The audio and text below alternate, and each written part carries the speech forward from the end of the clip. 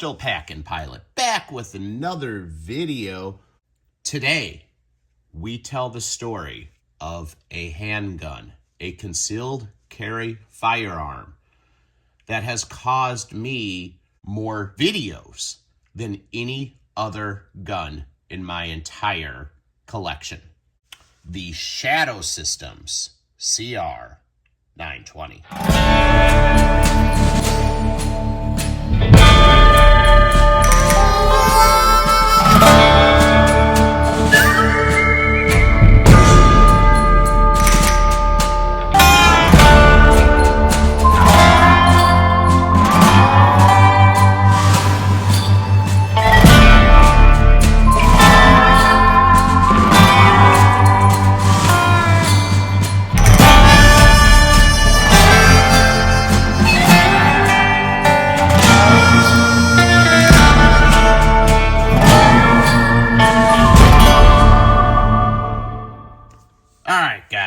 We're talking about the Shadow Systems CR920 today. Magazine is empty, chamber is empty, and the gun is safe. Let's start with a little bit of background information here and how we got to this point. This is video number 3 on this gun. Never made 3 videos about one firearm in my entire life. So how'd we get here? Well, I took the gun to the range on video 1 and had some issues with it. I was having some light primer strikes.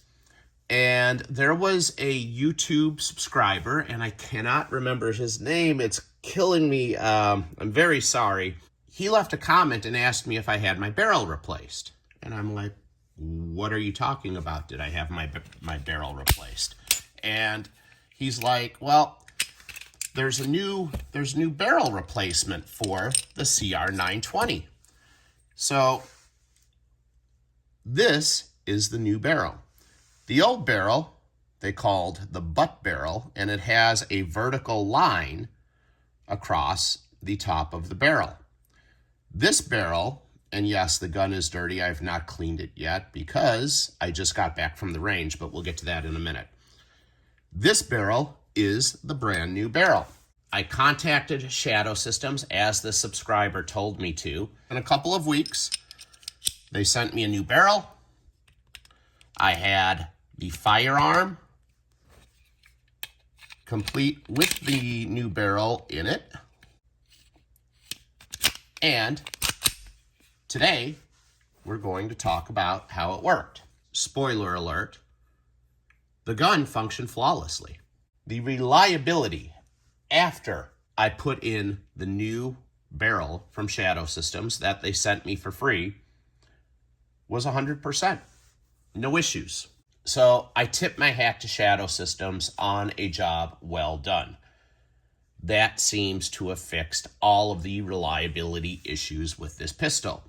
Now, am I going to say 100% conclusively that nothing else is going to happen reliability-wise with the gun? No, not yet. I'd still like to pump another 300 to 400 rounds through it before I consider dumping this gun into my EDC rotation.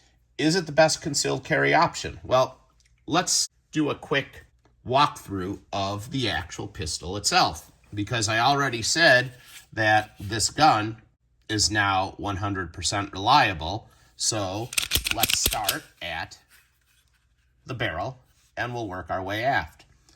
We have both front and rear slide serrations on the slide.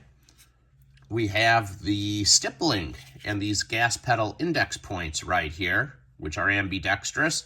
In theory, you're supposed to, with your thumbs forward grip, there's a little lip here, a little edge, and it's supposed to help you to hold the pistol down to control some recoil.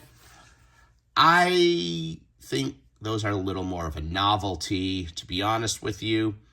They don't do much for recoil control.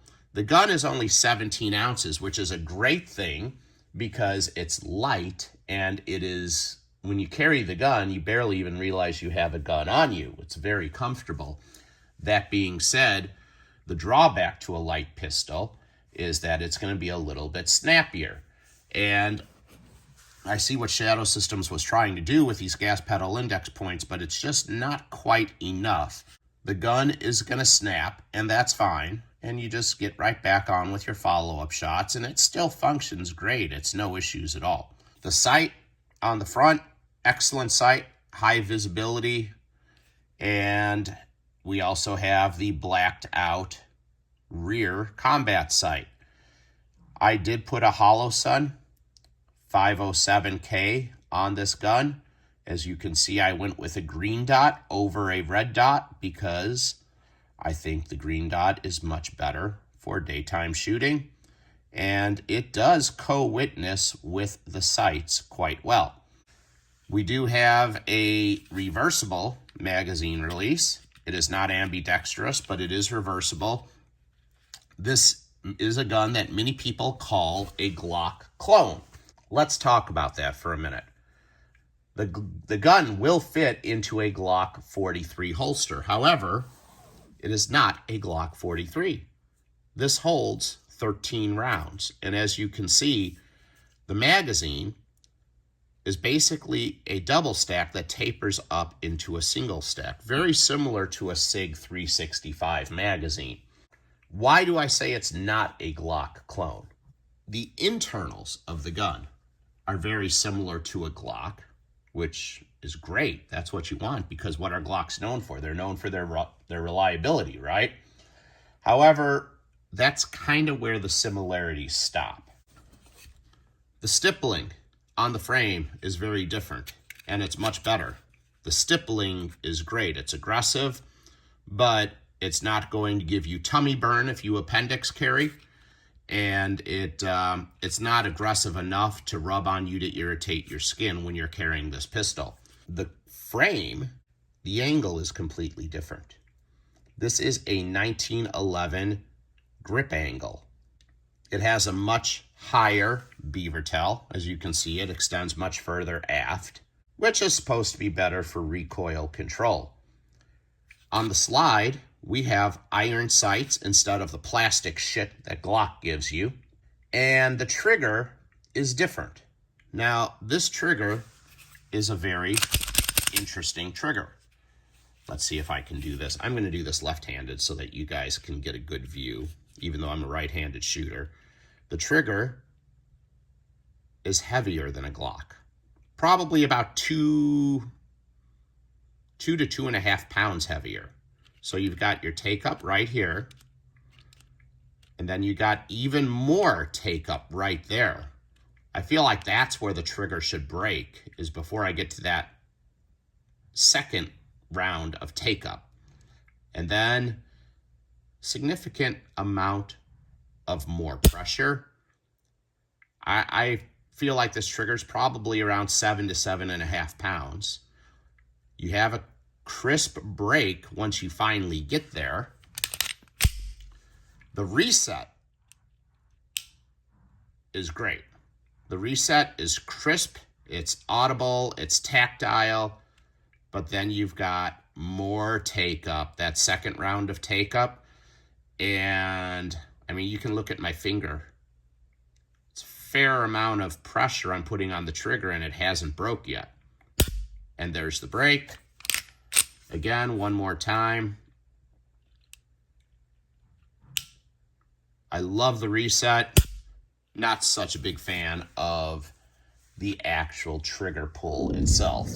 After 3 freaking videos, it is finally functioning the way that it is supposed to function. I have to give Shadow Systems a little bit of a pass on this, and I'm going to tell you why. They're a new company. This is a brand new gun. Every single Glock that has come out has had issues, including the Gen 5s. There have been some sort of issues with every single generation of Glock. Well, guess what? This is the first generation of the CR920. It's kind of like when you buy a brand new car, guys. There's always going to be some little weird recall or some little hiccup that happens that you got to take it in and get it tweaked. Now, as far as concealed carry goes, how does this gun stack up to a lot of your other concealed carry options out there? Well, in terms of capacity, it's hard to beat. Basically, this gun is a Glock 43 with pretty much almost double the round count. This gun is ever so slightly larger than a SIG P365, just to give you a little bit of a size comparison, because we all know Triple P always says size matters, right? However, it is a little bit smaller than the Glock 43X and the Smith & Wesson Shield Plus. When it comes to concealed carry, the most important factor you can have is reliability. So when I bought this gun and it was not 100% reliable, I was heartbroken. All right, let's talk about the price. But before we do that, let's roll that range footage.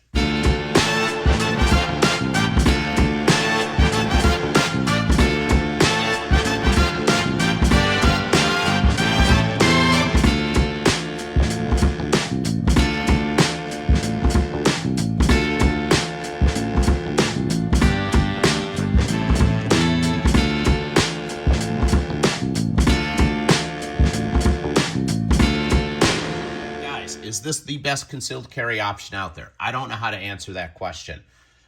It's going to take a little bit of tweaking to get this gun 100% reliable, because you do need, I believe it's a 200 round break-in period, and you have to make sure that you don't have that butt barrel. So the top of the barrel should look like this. There should be no vertical line. Once you have your 200 round break-in period pumped through here, the gun should function just fine.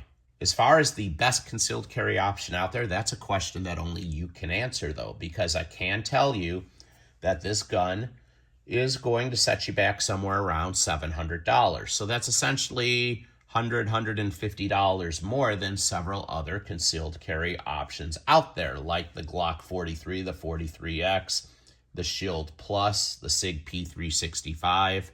So you're going to pay slightly more money for this pistol. Do I feel it is worth it? Yes. Yes, I do.